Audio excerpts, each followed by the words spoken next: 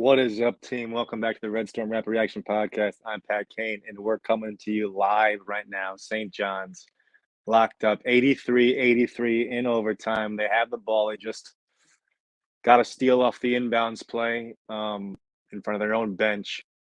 So they'll look to this time, instead of tying it at the end of regulation, get the win at the end of overtime. Let's see what they draw up. Wusu's going to pass it in. We got David Jones, AJ Stores, Soriano, and Posh, the other four on the court. They say the inbounder is the most dangerous guy in the court. Wusu's done it once tonight. Are they looking to get it back to him?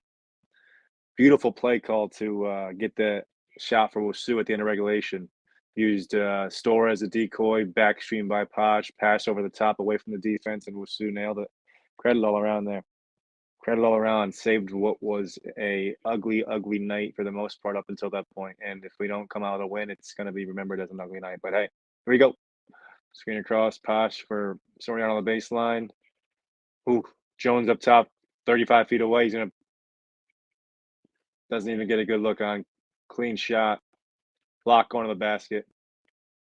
All right, I guess I'm stuck here doing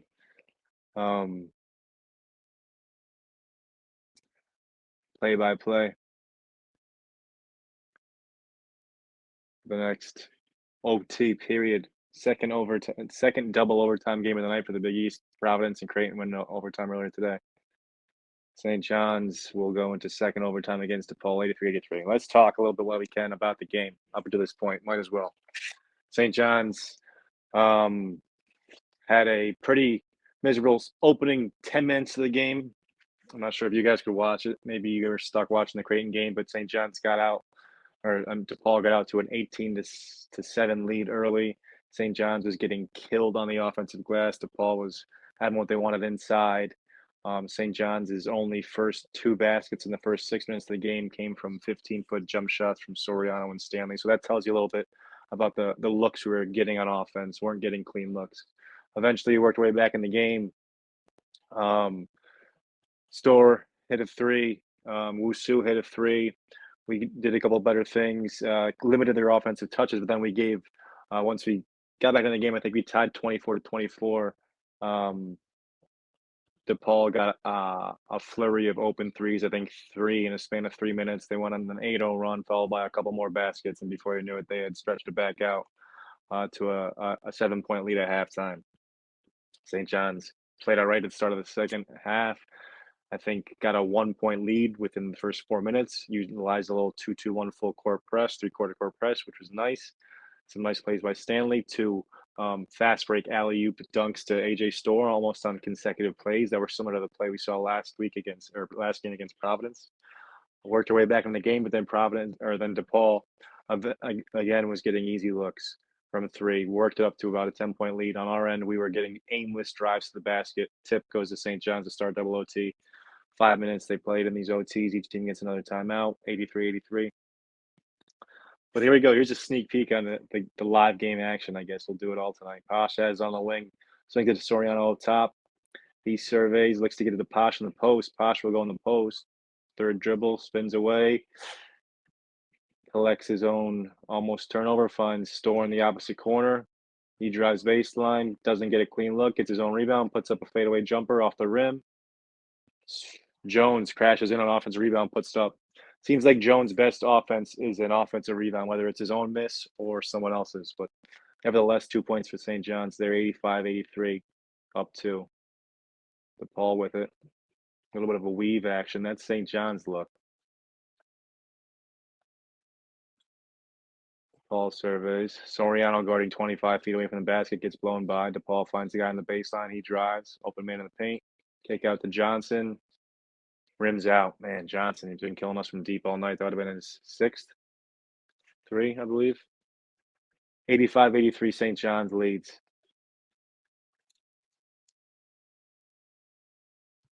Wusu up top. I mean, Wusu is making a lot of the fans eat crow, but he still does a lot of infuriating shit out there, let me tell you. And this is coming from one of his biggest fans. Soriano in the post now.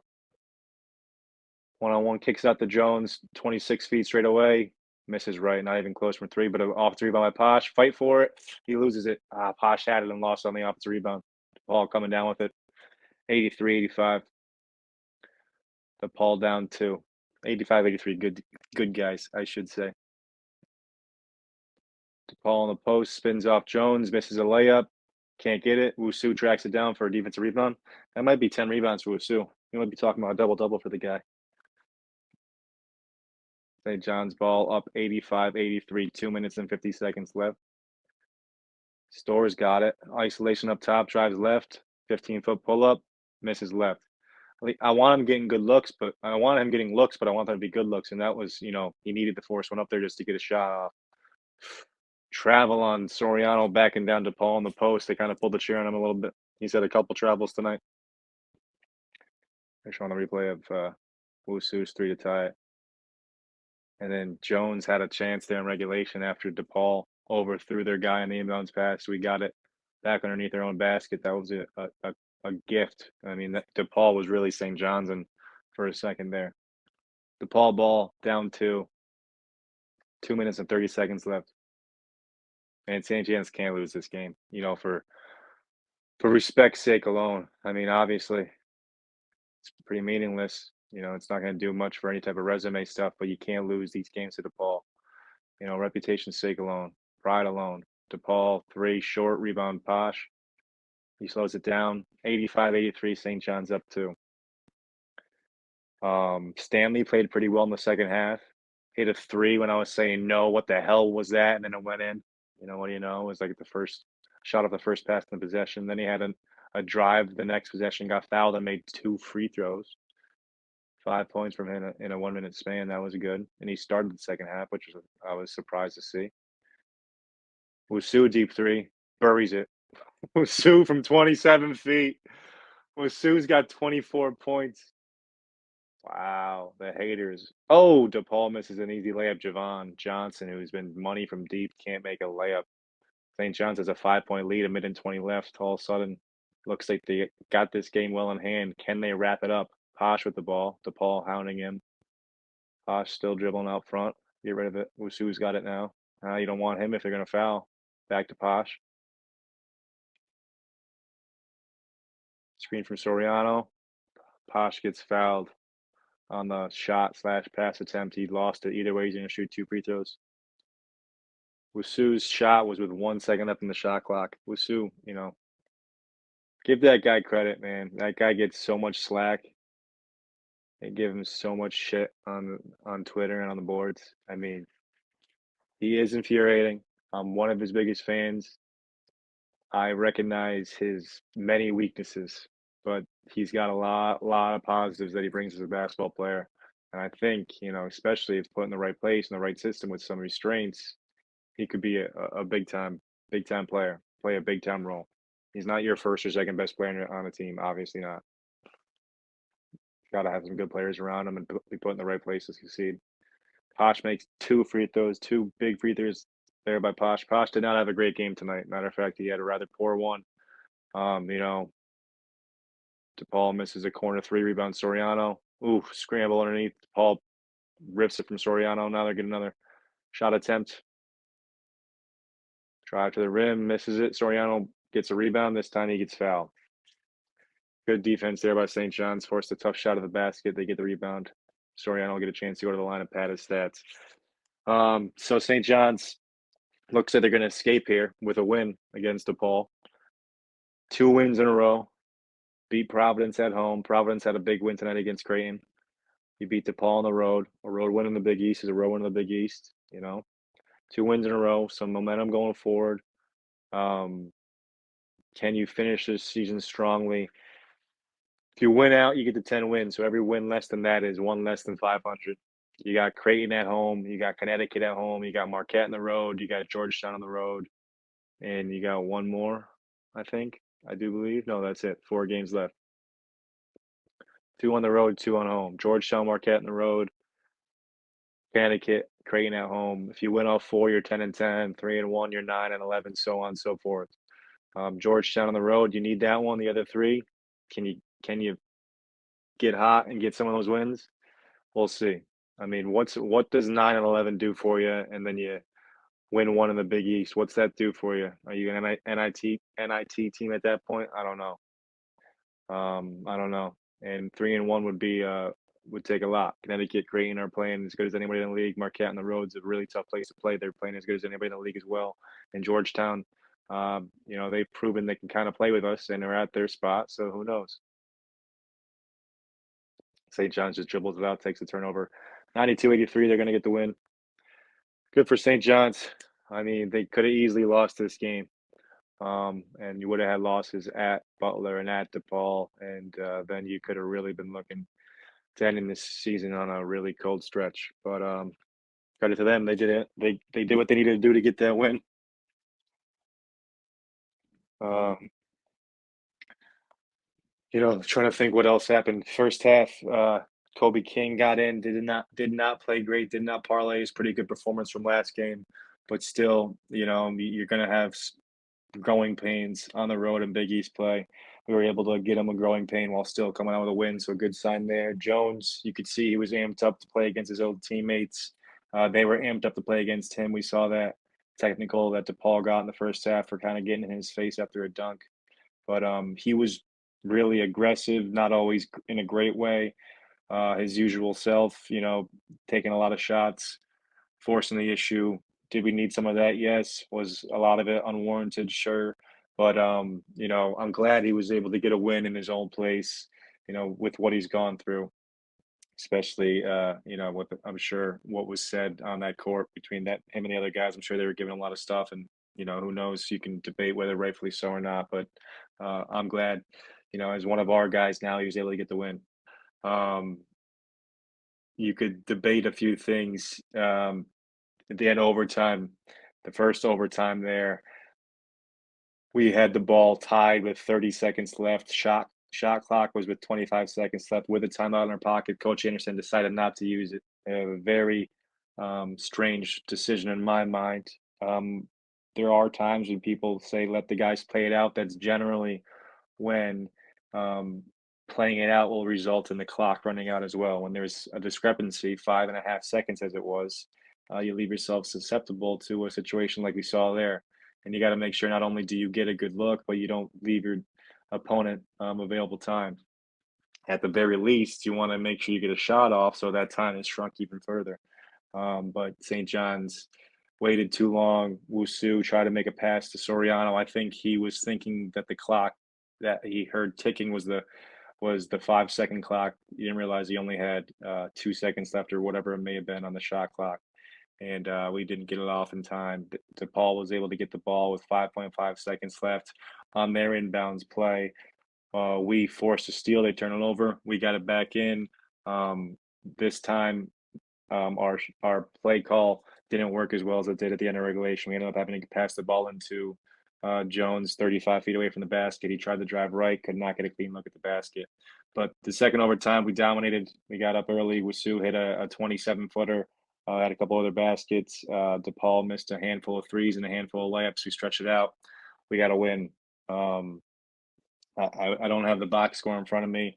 I'm going to guess that Wasu led us in scoring. I know Storr had a handful of points. I will say that I have been clamoring for him to set some screens, to get some screens, to move around more on offense. Did we get him enough shots tonight? I'd say no. But did I see a more concerted effort to run him off the screens and to utilize him more off ball as a screener and as in some actions? Definitely. So credit there. And credit to the staff for drawing up that play again to tie the game regulation. You got to give him some credit there with even if you're gonna criticize him for some other stuff, which is rightful as well. You could also, I saw some people saying, and before Wusu hit it, we were inbounding the ball with 5 seconds left, going the length of the court. We decided to speed dribble past half court, call a timeout. So there's a timeout before that. So I'm sure the discussion was all centered around, listen, you're going to get the ball, get it across half court, call timeout, no matter what. And it ended up working out great.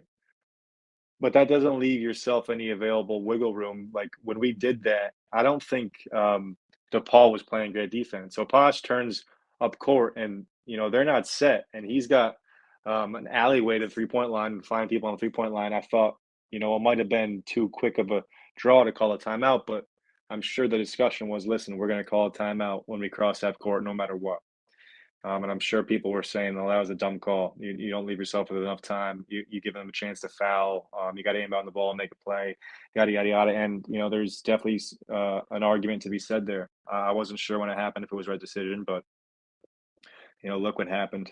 He drew up a great play, used Store as a decoy, had Pinzone back on the court, so you had Posh, Pinzone, Wusu, and Store as the four guys available to get passed to, and Posh has been used as a screener in multiple situations like this, same as the play we saw against Soriano at the buzzer against DePaul that it got waved off. Very good screener. He's the one that's at the back screen for Wusu to get him open. Beautiful skip pass over the top, away from the defense, back to Wusu, set his feet, got it off just in time, and it was money shot. And good to see. Good to see. Let me pull up this box scores quick so I can just tell you who had the best of nights and who didn't. We scored 47 points in that second half. Highest scoring half for us. Stanley had 10 points, but he only had one rebound. That's the thing that he doesn't do well is clear the defensive glass. He's a good offensive rebounder. He looks to box out, but he doesn't get a lot of defensive rebounds. And we started the first half. He started both halves tonight, but in the first half particularly, we were getting beat up inside in that first 5 or 6 minutes. Offensive rebound galore for DePaul. Soriano, 21 points, 16 rebounds, another monster double-double for him. He did have 6 turnovers. Store, 14 points, 7 rebounds, 3 assists. Good all-around contributions from him. 2 for 6 from three, 5 for 14 from the field, 2 for 4 from the free throw line. So, 14 shots is a good amount of shots, a healthy amount of shots, but we don't have the multitude of scoring threats that you would usually generally see shots dispersed throughout a team. We should be funneling our shots to our best shooters, and then Store is our best shooter and our best scorer. Wusu, the man of the game, 24 points, 11 rebounds, 2 assists, 4 steals, only 1 turnover. I think he played 40 minutes tonight. Big game by him. Congrats to him for hitting a big shot and coming out with a win on top of it. 6 points, 8 rebounds, 7 assists, 2 steals for Posh. Good all around contributions.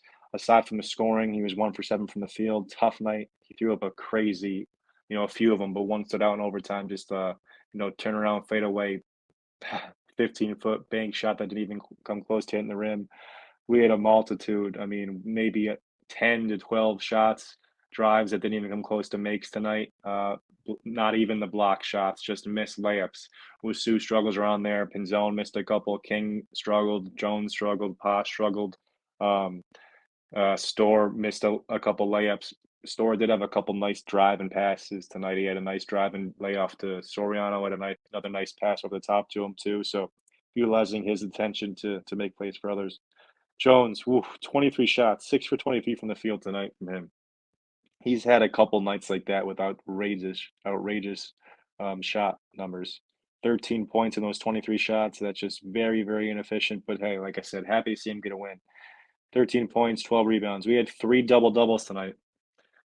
Hey, stat guy, somebody find out when's the last time St. John's had 3 players with double-doubles. I'm not sure when it happened. But anyway, 83 to 92, DePaul loses to St. John's. I said that backwards. 92 to 83, St. John's wins in double overtime.